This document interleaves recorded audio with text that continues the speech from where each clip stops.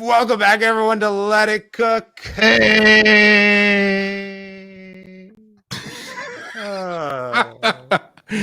Oh, the Burke's camera just panned around. That was awesome. I was just watching it do full 360, so people can't see, but I can see at least everything that's happening below, and it's just full 360. That your little machine over there? That's cute. Yeah. Look at that. You like that? That's nice. That's super nice. You have a transparent case. It's almost like a fish tank. Yeah, it's like all glass in there. You can put like figurines in there and stuff, but Yeah, that liquid cooled. That's what people do that. Yeah, of course. Gots to. Yeah, I see the CLC pipes going there. Yeah, when I was back in my day, my roommate in college, on his rig, it was like one of those first round liquid coolers, and you actually have to fill like the basin. Yeah, like you put the basin, like you take out the DVD slot, you put it in there, and like this is gonna be great. That's a mistake, and then it accidentally like leaked, I think, and like ruined the machine. So, but now they've gotten a lot better. I'm just saying, the CLCs are better. That's why I never opt for actually building it myself. I just want to build like a machine with a pre-made closed loop cooler, and there you go. Yes, and it's good to go. I just buy machines that are so small that I don't even know what's happening inside there. Is anything happening inside the sea monkeys? Are they in there? No, I think they're dead. I forgot to feed them about a month ago. It didn't cook it up for them. Well, if anyone's their first time here, this is the show where we do this. That is for sure. I'm James Montemagno, with me, Burke, Holland, the one and only, and with us, Mr. Delimarsky. I don't even know how to say your last name. That is correct. It's hard to say. Like, it's fine. You did it perfectly. Oh, wow. Nailed it. Wow. With a last name like Montemagno, which is actually Montemagno, then no one's going to get it right. James Gaetano from now on. That's it. James Gaetano Montemagno. Yeah, that's my whole family's from Italy. So, yes, it would be Montemagno. It's actually a small community. We had someone on X who actually did a tour through Italy and stopped in the Montemagno town. There's actually a small commune town. There's like a few hundred people. I think maybe 1,000 people that live there. Is that where you're from, or that's just happenstance? No, my grandpa's from southern Italy, and my nana is from Sicily. So I am from Ohio. That is where I am from. That's not where I'm at now, but that is where I am from. There. Yes, so that's my lineage. I mean, that's what I assume, because I've been told. I'm not gonna give anyone my DNAs, but that's what I know. So, well, bring up that freaking 23andMe. Let's check it out. We're never gonna get through this stream. We got hard stops, which means we got to get cooking. Okay, so I want to see this because I don't understand this at all. So we asked Den to come on and I wish Pierce was here, but Pierce is too busy for us nowadays, to be honest with you.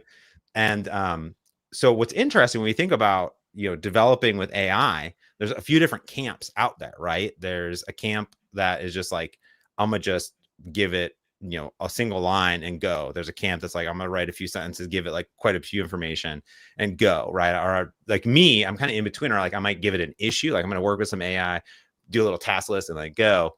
And then if you're like Pierce, actually, who's been talking about specification driven development for a long time, actually on one of the very first episodes here, that's what Pierce actually showed off. He had like scripts and things, and I actually have like a repo where I copied all of his files into, which is like doing a bunch of work, like actual planning, documentation, things like that. And in fact, when I worked at Canon back in my day in Arizona, when I worked at Canon, our architect worked with our documentation team, which worked with our PMs and our engineers, and everything had big specification. Everything was documented. In fact, like the thing was already documented before we even wrote the thing.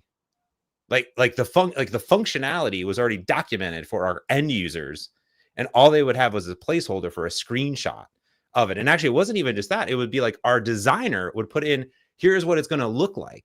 And 90% of the time, 95% of the time, it was pretty accurate. So we were able to follow those specifications. And that is a lot of upfront work that then gets put down on it. So there's many different camps out there. Some of us are believers. Some of us are not skeptics. Skeptics out there. And then other people I'm a quit programming if I got to write specs all day.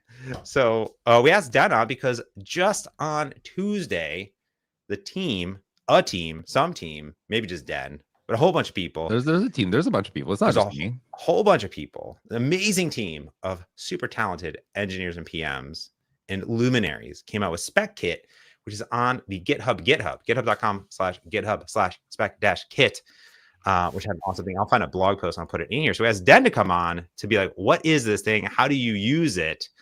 And why would you want to use it? And what does it look like? So Den, Totally. first is spec-driven development. Did I actually nail anything about spec-driven? You did. You actually did. Like it's people overcomplicate it a little bit because they think it's like spec-driven development is this like magical thing that has like a bunch of complexity involved in it. It's like, and realistically, all it is, it's like prompt engineering on steroids. Is that a good way to put it? I think so.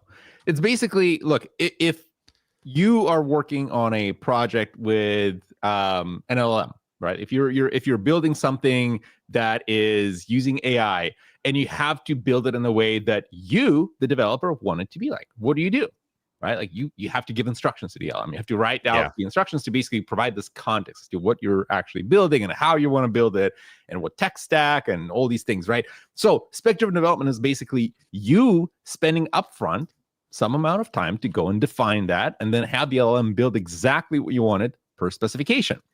This is especially important if you're working on a team or a project where there are specific constraints. Like what if your team is using, I don't know, Next.js, or maybe you're using Vite, or you're using no framework at all. And you have to kind of steer the LLM like across your entire company of saying like, hey, whoever is vibing on any, landing pages and anything, like we always want to make sure that it uses Next.js. We always want to make sure that it uses Cosmos DB for data storage and all these things, right? So when you have specs that kind of guide a lot of this stuff, you can create these constraints. Not only that, but think of how the inversion here works a little bit, is that right now we treat code as this artifact that you check it in through a repo. That's the source of truth, right? Like code is everything. Yeah. But code also binds you to a very specific implementation, right? Like if I am running, if I'm creating a website for like a podcast or a landing page, if I write the code, that's it. That's the implementation, right? And if I want to create like a new variation of it, I was like, oh, I wonder what this page would look like if it, I rearranged the tiles differently, or I had my login screen be different. You basically have to re-implement this thing from scratch. You have to go and rebuild it and figure out how to do this. The spec acts as kind of an inversion of this model where the spec is agnostic of the implementation, right? Like once you have the spec, you can guide the LLM to 10 different implementations and say like, oh, create me like 10 variations of this login page, because the kind of the constraints are still the same, right? Like you're building the kind of the scaffolding for it, and then you let the LLM cook. You let it do its thing, and I had to sneak it in, but you gotta let it cook. You gotta let it cook.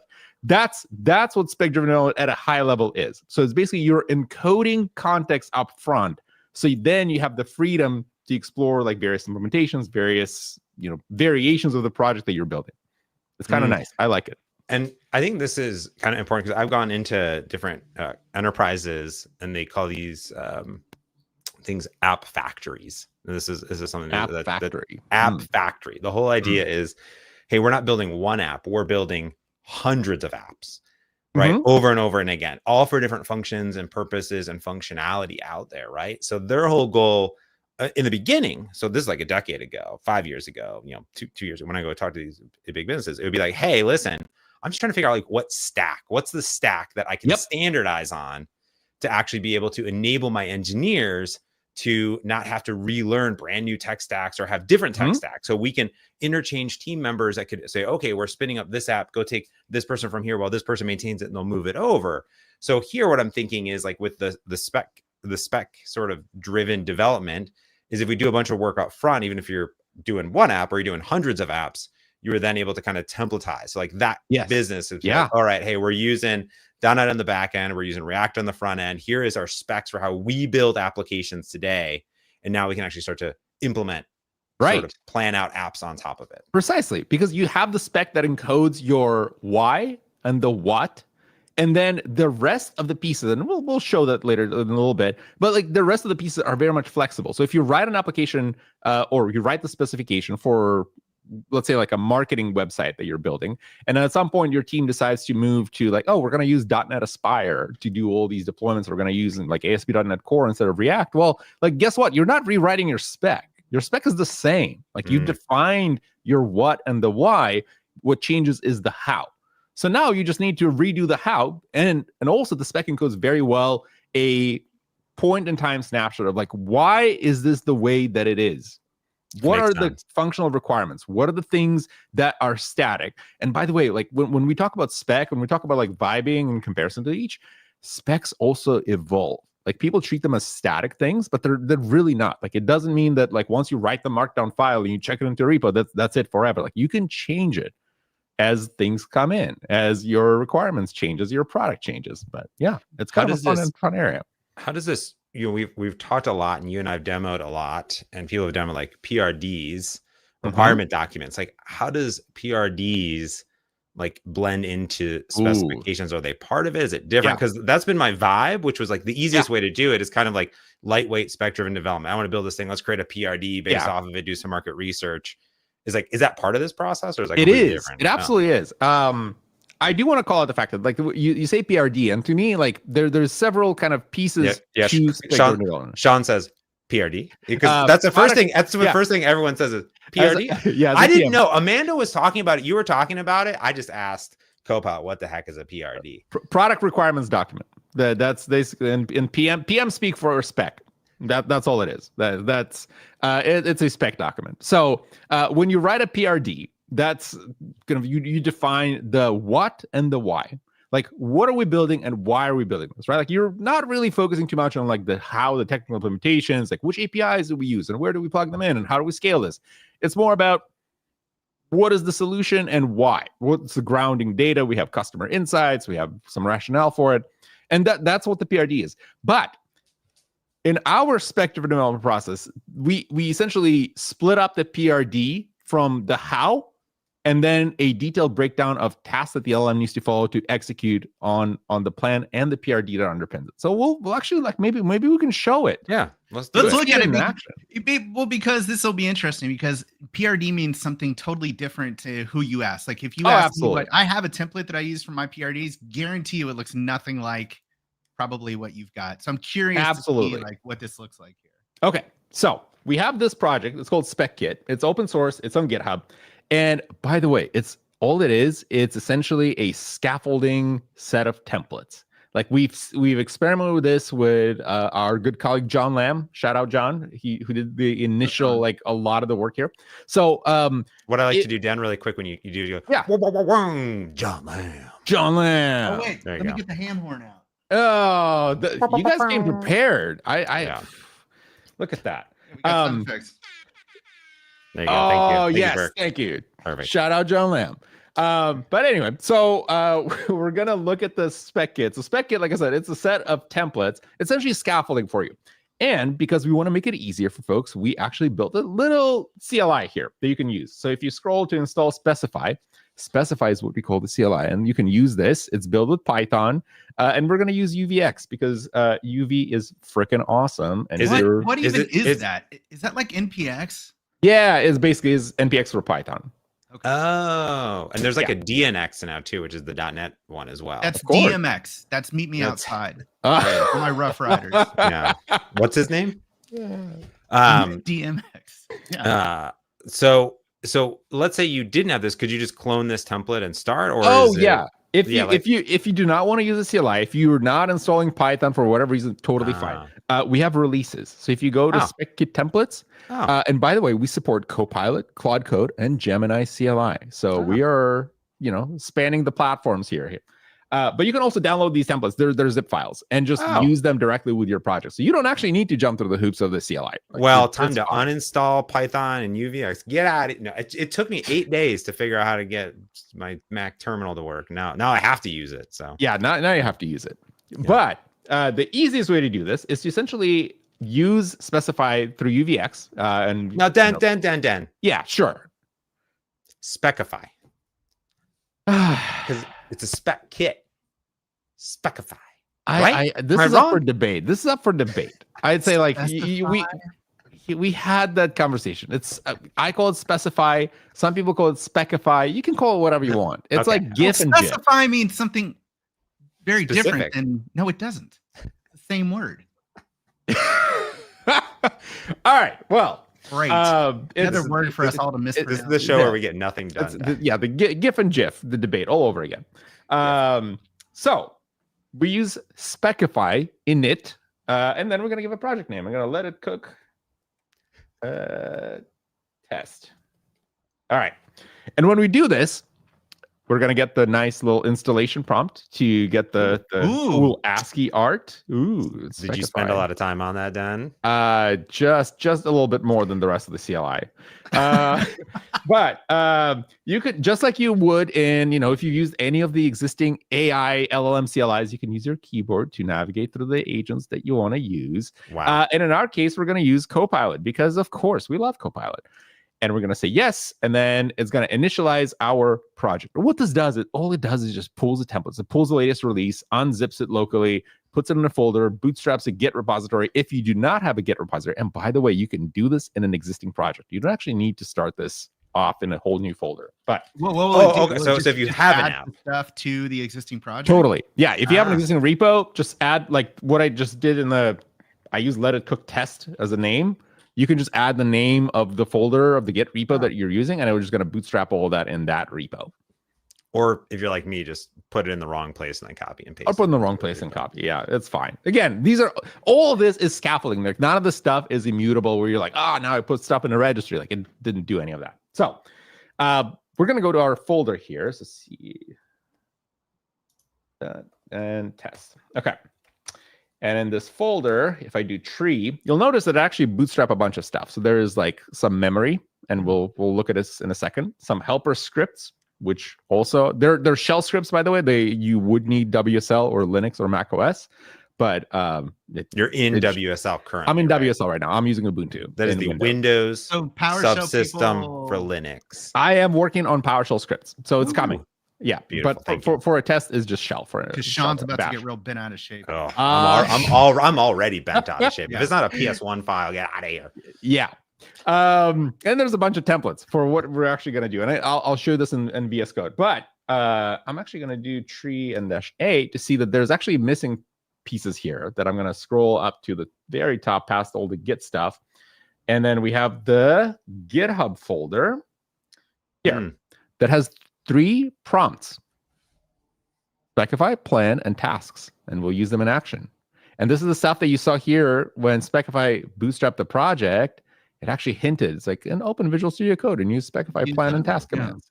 That's, we use the existing built-in capabilities of VS Code to pick up prompts as / commands, which is kind of neat. I really like that. That once I talked to Pierce about this, made it a no-brainer to just plug it in. So we're gonna. WSL is called Weasel. What? No, it's not. No, it's not. No. Absolutely not. Now it will be forever, I guess. I guess I'm gonna call it that from now on. Like I'm gonna be getting a call from the Windows marketing team if I use that. Like, yeah, this show's gonna. Thanks.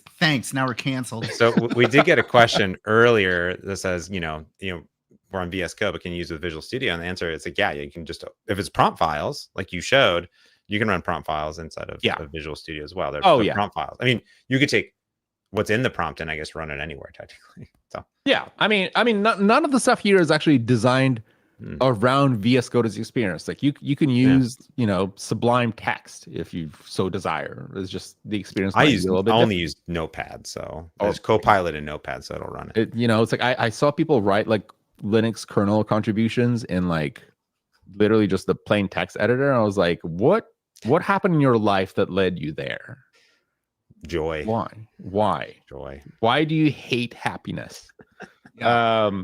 So as I mentioned, so we have the prompt files. We have the Specify, which again just defines like what needs to do, what the agent needs to do, and this is essentially for defining that PRD, James, that you were alluding to. This the Specify command is for that feature specification that outlines the what and the why. We're not focusing on a technology, and of course, we are using our helper shell scripts here. So you can tell that because when we create a new feature, we want to spin up a new branch for it. We want to make sure that it's actually in a new folder, that the spec is actually written, so it's not polluting the rest of your code base. So all it does is just kind of defines the logistics of the feature spec. Then there's the plan. The plan is our how piece, and this is building on the feature spec. Is how do we actually build this? What tech stack do we use? What databases? What performance things we need to consider? And it's also grounded in this thing that we call the constitution. And the Constitution is kind of can sound like a scary thing, but the Constitution essentially is a set of non-negotiable principles for your project. So if I'm building a web application and I want to make sure that my organization is always using tests, I am always shipping code that is grounded in red, green refactor cycle. Like I can enforce this with a Constitution. Like the Constitution is basically non-negotiable. Whatever you build, whatever plan you establish, whatever task you break down, this document always has to be followed. There's nothing in it. Right. There's nothing in it because we haven't started anything. Okay. But this is distinct from things like we've seen before with Claude MD, like agents.md, because those are kind of like giving you the context of the project, right? Like, oh, this is a web application and you can open these files and you can use a CLI tool. This is specifically around the fact that these things should always be followed. And then the last one is the tasks prompt file. So this is where we just break it down, all the plan that we have into tasks, and it gives you a logic for how to actually do that, right? So it references a bunch of documents that are going to be created post factum that we're going to see in a second. And as I mentioned, like it pulls in helper scripts and it pulls in some of the templates that we're going to use it for the plan, for the spec, and for the tasks. So again, all this is scaffolding. It's markdown files and shell files. That's all. Yeah. Like it's really like the CLI doesn't do any magic other than like putting the stuff in your folder. But anyway, let's see this in action a little bit. So I'm going to open our favorite agent mode here. I'm going to be using GPT-5. And by the way, depending on which model you're using here, I don't know, like you guys, what's your model? What do you prefer for coding? Well, I was about to ask, Dan, because you're going to get quite different results depending on what model you use here. Yeah. I would expect that Claude probably works the best here because there's so many different instructions and it's really, really directable. 4.1 is my model of choice. But I don't know that 4.1 is going to be able to do what needs to be done. I'm curious. I'm five mini is my jam. So 5 is really good. 5 is underrated. Like John Lamb and I talked about this, and like GPT-5 is really, really good at coding lately. I actually haven't touched on it in a long time. I default to 5, and then if I really need some vast exploration, if I want someone to hitchhike through my code, then I pull up Claude and I say, let's go on a backpacking trip through my code base. Yeah, you could absolutely do that. And by the way, this is also the beauty of the spec-driven development is that you can apply this process to an existing code base and then basically pull in the context from your code and have the spec be on top of the existing code base and conventions and everything that you've created. But anyway, let's get the Constitution rolling here. So because we have limited time, I'm not going to write the Constitution from scratch, and let's just ask GPT-5 to help us. And we're going to say, let's update this Constitution for a web application set of constraints. And let's see what it comes up with. I'm genuinely curious. I have not done this before. Like all the Constitution documents that I put together were basically just me putting constraints. So we'll see if agent mode can come up with some, decent set of requirements here. So is this the first thing that you would actually do is like update the concept? Oh, okay. So you're not even running the scripts yet. You're just like, no, not yet. Because I just want to make sure that like I'm grounding my project in some set of kind of non-negotiable principles. And, typically again, this is helpful when we talk to enterprises, things that they do is like, oh, I only want to use the Azure CLI for deployments. Like this would go here. I only want to use Azure services like functions and app servers and whatever else. Like this stuff goes here. You're essentially defining the hard constraints that you cannot get out of whatever you're building. And it's shareable. So you can use this across your org. You can share with other teams and they can reuse it. So it's not something that you necessarily need to put together every single time. It just happens that in our sample, we don't have anything because we don't know where you're going to be building. Well, where is it pulling these constraints from? So these constraints, right now, it's going to just pull it from its training data. Okay. Right. Like, but you would imagine that in your organization, you might say like your CTO says like you always have to use Next.js for every web app. Right. You just write this manually. This is like when I was talking about the app factor. It's like we are doing this. We use this, we use this deployment method. We use, GitHub Actions. We use blah, blah, blah. This is like our color, this is our branding. This is our color. This is blah, blah, blah. Right. Yeah. And look, it actually did come up with like a decent set of requirements. If we look at the user-centric accessibility first, like that's important. That's nice. Secure by design, least privilege always. Like, all right, yep, maybe for our podcast landing page, it's not that important. But like you would imagine that for an org, like sure. And because in the Constitution template we had examples, it actually fills it out like based on those examples, which is kind of neat. So we have the Constitution. Let's actually get it to write us the spec. So we're going to use the / command. I'm going to use Specify. I'm going to just call it Specify from now on. Like this is just... You're welcome. Like, yeah, thank you. Welcome. I'm really good at naming, as Burke knows. I'm going to say Specify whenever I use the word specify in any context. Yeah. Just let people correct me. Can you specify what you mean exactly? Yeah. What I'm talking about here.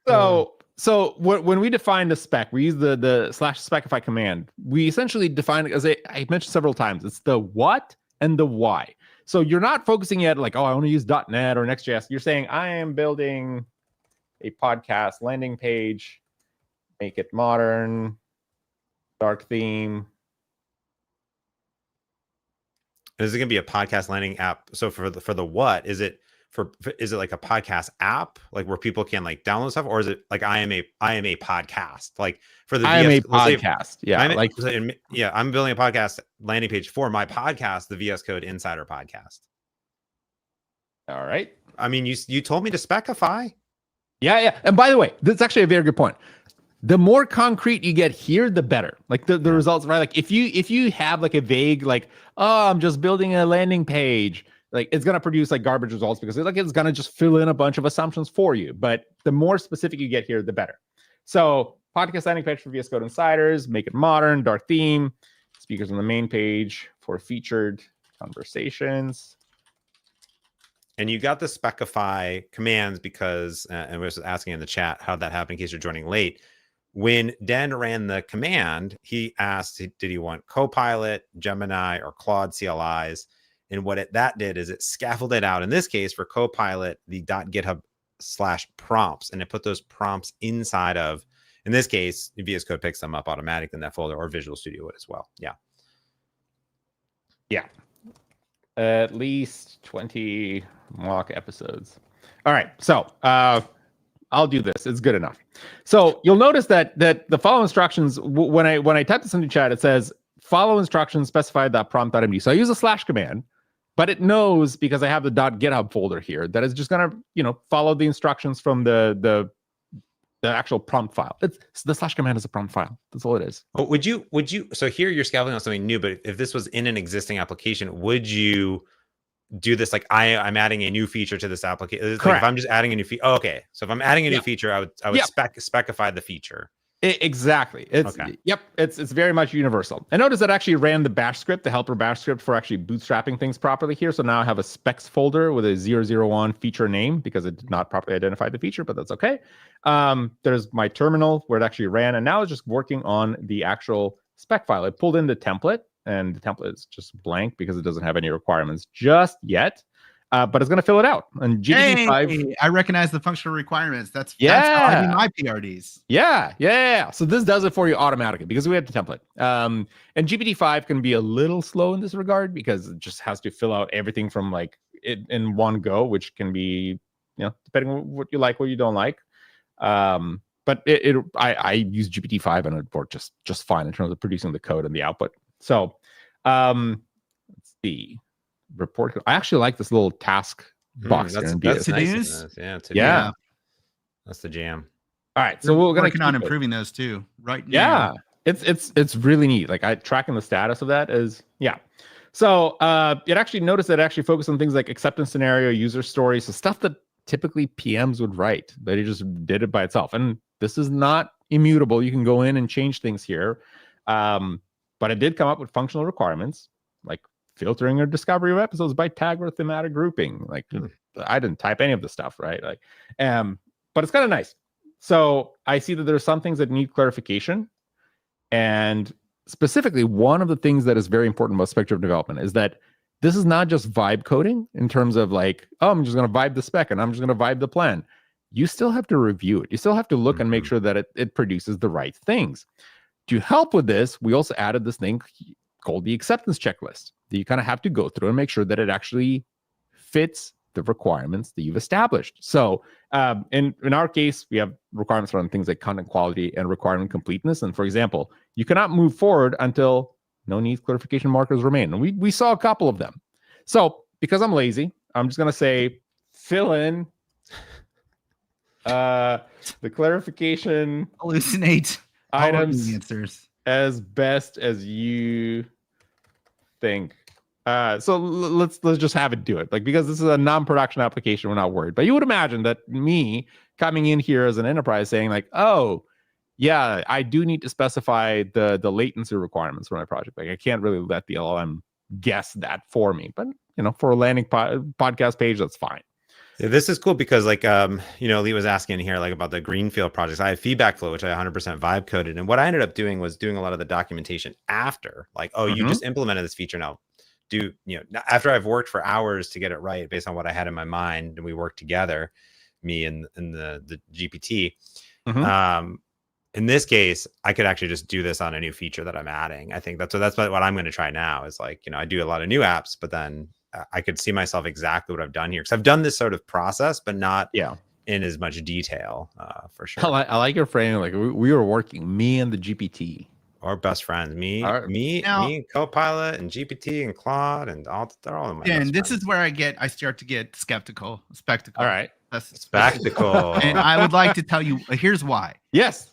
Because when you are specking out a greenfield app, especially, right, which is less common, you don't know what you don't know. Correct. Right? This is how programming works. You think that you're going to do something one way. You go try to do it that way. You realize, oh, that's not actually going to work, but it's kind of going to work. So I'm going to need to shift slightly, right? And so you can't, in theory, if you could tell the model up front everything that it needed to know, it would give you the right answer. Prompt engineering is just giving the model the answer that you want. But we can't, that's really, really hard to do. Yes. Like you would have to spend hours thinking about the feature, examining every edge case. And I'm just not sure who out there, number one, can do that. It ain't me. But number two, more importantly, like who wants to do that? I think a lot of businesses do. I think a lot of like PMs, I think a lot of folks today like work off of a ticket system and they refine and they put in specifications into tickets before handing it off to the engineers. Now, I think this is really big because this is like a huge thing. But my assumption, if I had a small feature, it'd be a small specification, hopefully. I will also add to this that you're absolutely right, Burke, that this is the kind of stuff where it's like you don't know what you don't know. And if you go down this path, the wrong assumption here is that you need to have everything from the get-go. And then once you start, you cannot go back.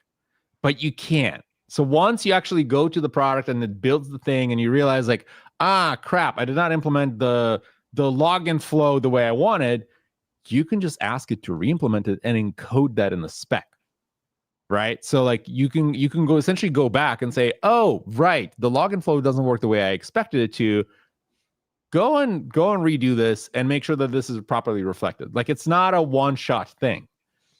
Yeah, and that makes sense. I guess I just, in my own experience here, Dan, what I find happens is that I create these plans and specs, and then somewhere in the process, I'm just like, it looks good enough, right? And then I just send it, and then it just cooks up a bunch of code that I don't understand. And then like 4 iterations later, I have no idea what's happening in the code of the project. I'm just clueless, right? I'm just like plan spec, go, go.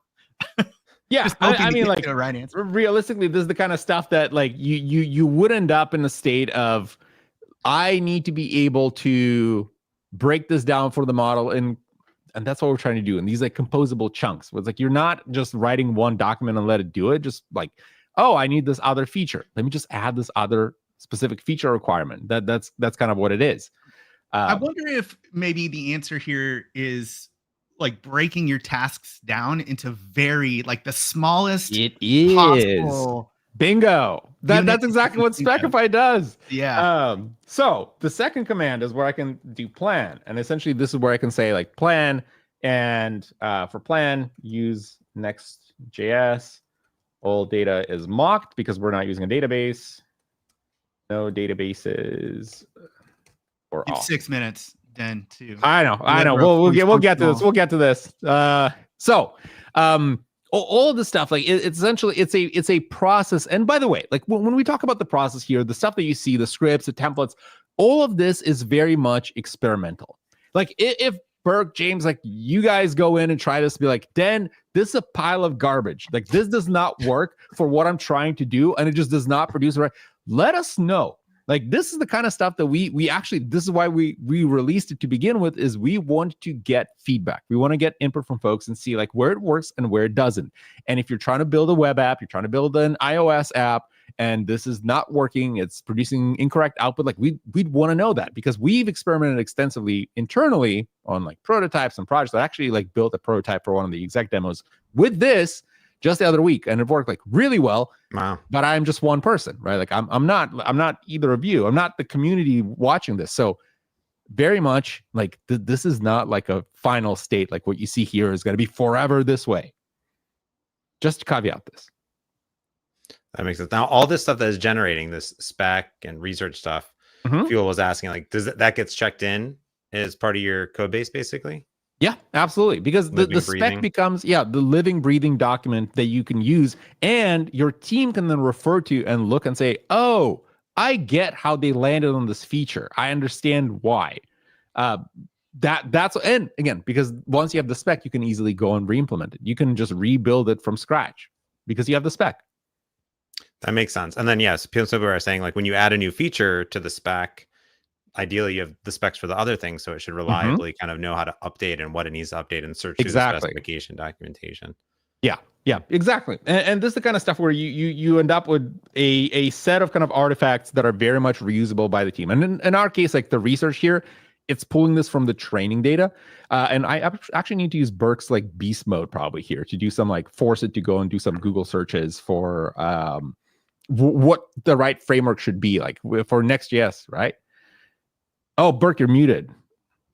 I am muted. Oops. Beast mode doesn't work great with GPT-5 because GPT-5 doesn't really do well with like longer prompts, right? So because it gets appended to the end of the system prompt, it tends to just ignore all of it. Yeah, because the beast mode prompt is pretty big, right? Like it's sizable, and it's meant for 4.1. It's specifically formatted for that model. Although Claude is so directable that it will also pay very close attention. But y'all chat, I've not had great luck with GPT-5 and beast mode.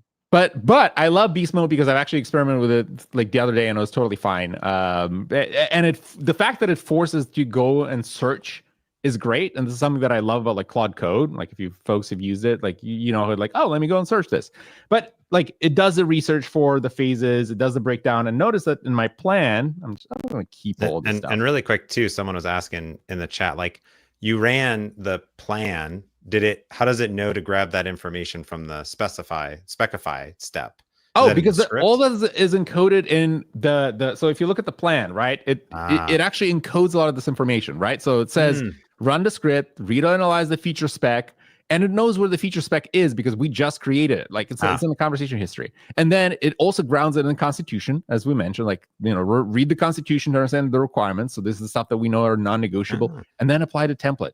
Right. So it's all like, it's basically chaining prompts. It's chaining prompts together and chaining a lot of the script activity together as well. And then lastly, once you have the plan, we could just say tasks and then break down the plan into tasks. And this is going to create the task that Burke was talking about, like the smallest chunks possible for every single section of the plan. So what was created in the plan really quick? Because I see on the spec feature, while that's cooking. Yeah. So the plan that has, again, technical details, technical design. So if we look at the kind of the layout here, it outlines the project structure. It proposes the source code structure as well, which is kind of, again, neat for me to see. And if I'm like, oh, actually, my teammate does not maintain .src or /src, you can update this very, very easily. And then, so like testing, non-negotiable because we encoded that in the Constitution. It is required. So it puts this observability versioning. Just delete that. That's fine. Of course. No, we don't need that. It has the references to, again, the kind of the research document that outlines like what is using Next.js. Like, let me talk about Next.js. And if we go to the research document that it produced, you'll notice that it talks about use Next.js, app router, static generation for landing, blah, blah, blah, and all this stuff. So it cross-references a bunch of these things in the plan to essentially say like this is how I'm going to approach building it. So remember, the spec is the what and the why. This is the how. And it has all these kind of requirements, constraints like mark independent UI components and setup and tooling, which is required for this because we're using TypeScript and Next.js. But yeah, it's technical requirements basically. And you can adjust these as well because all the stuff gets checked into the repository. All of it. It seems like some of this stuff, Dan, you would want across multiple projects, right? Like, oh, absolutely. So you would want some sort of where you could just pull it in to new projects automatically. Right. So like I mentioned, the Constitution is a good example, which is like my team is always building web apps that follow these constraints. Just reuse this. Like I don't need everybody to write their own Constitution document. They can just reuse this. So, but to the point of tasks, so it seems like it finished. So we can go and look into tasks. And you'll see here that, let me just close this. There is create front end, add TypeScript. Like it basically broke it down into different chunks, right? Schema validation test for episodes. Like these are workable chunks that it can now tackle. So I don't need to wait for it to go in and say, oh, I mean, it's still going to be non-deterministic, but the tasks help it steer it in the right direction and say like, oh, you need to implement the audio player wrapper component. And now you do this, and now you do this. And it's like, it has very concrete instructions instead of guessing. And I tried to do some YOLO spec-driven development by myself, because I couldn't get stuff running on my Mac in time in the morning. And what ended up happening is I was going back and forth with like my PRD and this and that. And because I'm having it generate all the code, I didn't have time to like review what is in like, and this was like my pet tracking application for my dog, was like, okay, like what actually is in a pet, like what information they need, like how is the user configured, what is this? So like it went off, and then I spent a bunch of time like actually fixing it and trying to go back and forth. Now I think I'm just going to throw it all away and start over with this, because at least for me, I can understand and say, okay, like here is what's in this part and here's what's in this thing. Exactly. Now, Dan, I would like to ask a question here. Yes. So one of the things that you're actually fighting now is the fact that GPT-5 and Claude are both crazy slow, and you've got a long conversation. So you're hitting summarizing conversation history, which is also slow. Something we know about. We're working on it. Now, here's my question. GPT-5 Mini and 4.1 are really, really, really good at following very specific instructions. If you tell them exactly what to do, they can do it. What they are not good at is when you give them a broad set of constraints and they have to try to fill in the blanks. My question is, could you switch to GPT-5 Mini here and have it implement the tasks? Yeah. The model here, fidelity of result. Yeah. The model here is your choice. Like I'm not bound to GPT. I'm just using GPT-5. I'm just in your experience. In my experience, what's your? I have noticed that GPT-5 and the mini variants can be very good, exactly as you mentioned. Like they're precisely following your instructions and not going off the rails. The one thing that actually is helpful to have the Constitution and a lot of these documents for is for like Sonnet models, because they go off the rails super quick. They're over eager. They're very eager to go and do a bunch of stuff because they were like RL'd in a bunch of code. So they like coding. They're going to just let me code a bunch of stuff you did not ask for. I see you don't have a podcast. Let me create that podcast. Yeah, exactly. Like you're absolutely right. I did not think about the podcast. And you know what's interesting is I've generated MP3s with you. I tell Claude, do not ever say you're absolutely right. And it will say it no matter what you do. There's nothing you can do to get it to not say it. You're absolutely right. I should not be saying you're absolutely right. You're absolutely right. You are absolutely right. But the model, and also I'll say like experiment with the models, like try out different, like switch them and see how the implementation looks like. Because what I also noticed, if you use GPT-5, sometimes what Sonnet is really good at also can be creative. So if I like in my initial prompt when we use Speckify, I actually asked it like make it modern. If you look at the Sonnet output, it's going to produce like a site that can be very like dark themes, some like maybe like overlay, some really cool stuff. GPT-5 will produce potentially like a white page that is just like bootstrap style UI. It's like, oh yeah, it's modern. I follow your instructions, but like it doesn't have that same creativity in it. So those kind of things matter. And again, you have to test it. You have to try it and see like what it produces, what it works, what doesn't. For the spec pieces and the task pieces, using precision models like GPT-5 are like perfectly fine. But then once you have this, once you have the spec, the tasks, the plan, you can experiment with different models and see what outputs you like best. I'm really excited to see what this actually turns out here. Yeah, it's gonna I don't know how long it's gonna take, but it is cooking. Yeah. It is cooking on something. Let's see, you're 5 minutes late to your meeting with Satya or whoever it is. That's fine. Satya can wait. Yeah. That's not at all a career limiting move. Sorry, Satya. I do not agree with that if you're watching this podcast. If anything, yeah, it's just like Burke, James, and I were just building a podcast website. We just really needed to get it done. Cooking. It's created 25 files so far. I mean, and the other stuff too. Okay, now it's creating your contracts. Yeah. So it should look like you put like some playwright and some just configs in there as well. Oh, it did create. It created a playwright test config. It has all the stuff. Icons. What icon pack is this? This is the Catpuccine. The what? I think it's called a Catpuccine, like the cappuccino, but there's Catpuccino. Oh, so it's like interesting. I've never heard of that one. Yeah, it is. Let's see. Install. Yeah, it's Catpuccine for VS Code. I gotta get that. The material icons is like the go-to. So yeah, it's really nice. Bucking the trend. Yeah. I'm not really a trend follower here. You're the trendsetter, Dan. I'm the trendsetter. I love this, man. I want to try this. I'm going to do this as soon as this is over. Seriously, I've got stuff I'm working on today. I'm absolutely doing this. And like I said, it's not perfect. I'm sure there's things that are going to be broken. I'm sure there's things that are going to be not working as you expect. I want to know that. Open an issue in GitHub. Ping me directly on Blue Sky or Mastodon or LinkedIn or wherever you find me, wherever you find this podcast. It's an experiment. We're here to learn. Yeah, harassed in online. Yeah, well, I should not be saying that. Subscribe.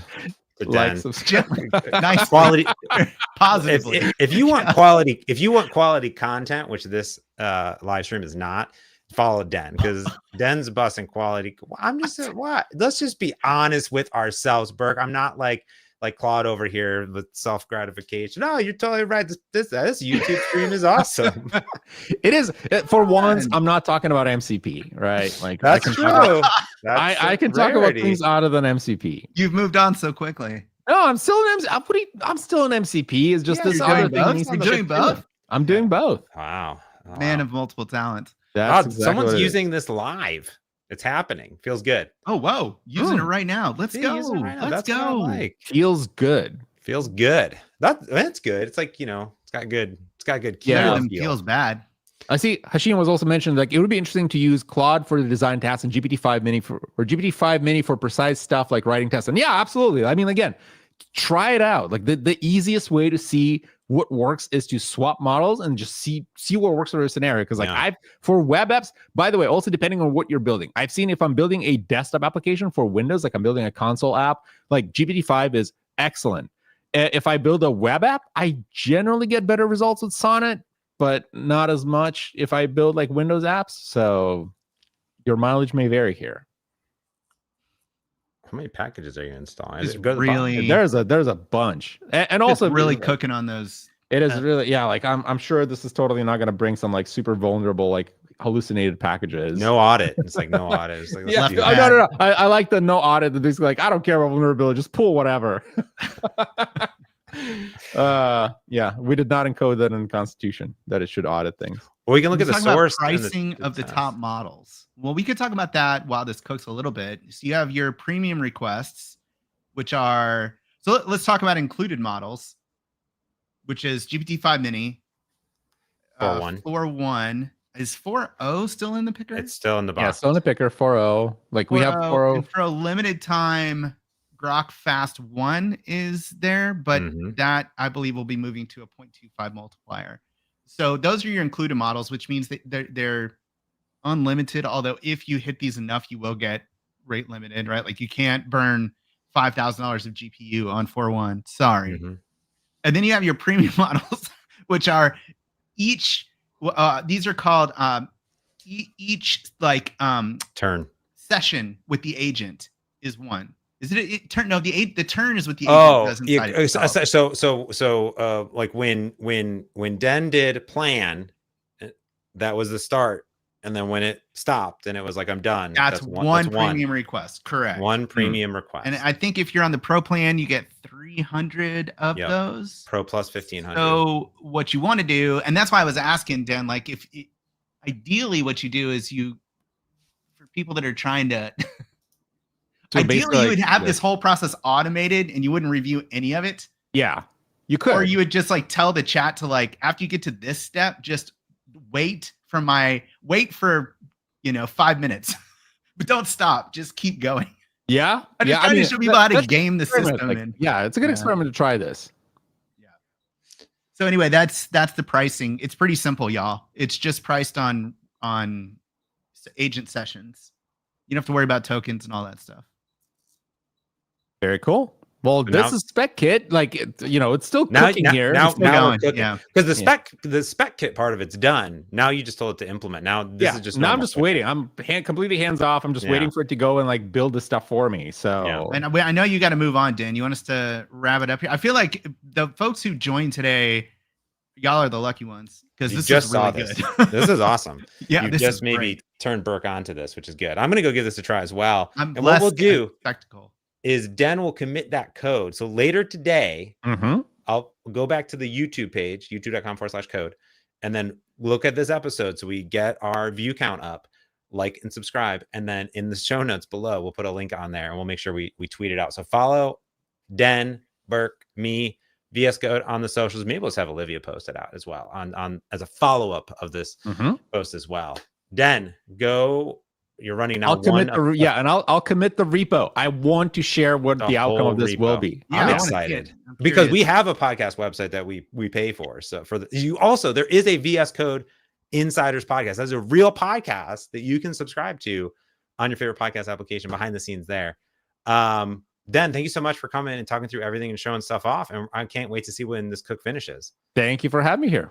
Awesome. Well, Burke, as always, an honor. Happy coding, everybody. Happy coding. Bye. Bye-bye.